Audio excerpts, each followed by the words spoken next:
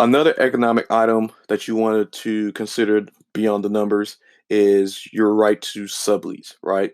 So this would kind of go into or piggyback off the expansion. So, and for subleasing, for those who don't know, is just basically you have a space and then you're gonna find another tenant to take your place and pay the rent instead of you, but you're still gonna be obligated financially for that particular space as well as the terms of the lease. But you just have another tenant in there that's paying the rent of the entire space or maybe a portion of the space. Um, so what the key here is um, when you're subleasing something, definitely your business could be expanding or contracting in some cases, and you want the ability to um, sublease to a different tenant, and then the language as far as what that tenant must qualify for, as far as their financial worth, and things like that, will be negotiated between you and the landlord. Typically, the landlord wants, if it is going, they're going to accept a sublet tenant. They need to have a net worth of similar or greater than you or than what they normally require or what they require traditionally. Um, and then as far as the rent number, typically you'll have scenarios as you as the tenant, the original tenant, either paying the same rate, which if it's below market, could be a great marketing tool. If it's above market, you may have to end up subsidizing some of that.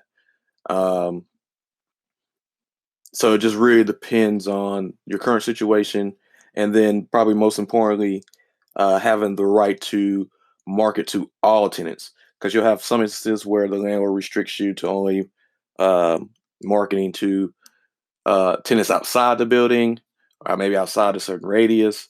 Who knows? Like I said, the thing about commercial real estate, and especially commercial leases, there's no set standard. Everything's negotiable, and so every documentation is going to have something different that's tailor made.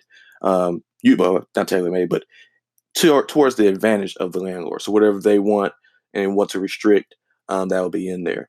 Another key consideration within this same vein is going to be the recapture portion of it. Um, what you want to do is, and what we definitely do is, you'll see language in these leases to where if you um, put in a notice or a request to sublease a space to a particular tenant, just by you giving the notice, the landlord has the right to recapture the space. And what that basically means is basically take back the entire space from you, the current tenant, and then whatever the language is described in there as far as maybe considered a default or something like that. But what we try to do is that the that language will speak towards, hey, only being able to recapture space if we're subleasing the entire space and in the entire space for the remainder of the term. So that way, and then also the ability to, if you request for it, that the you have the ability to what's the word I'm looking for?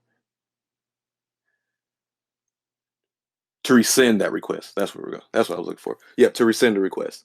So that's key. That's going to be important. Just a side note um, to make sure to have a discussion about.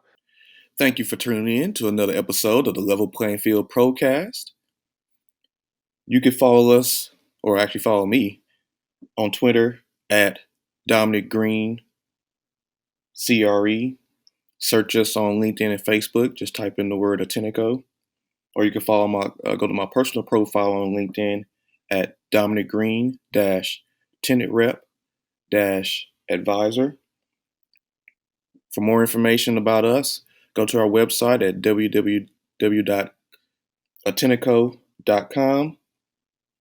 And for immediate assistance, you can give us a call at 214-247-6211. And until next time, happy leasing, everyone.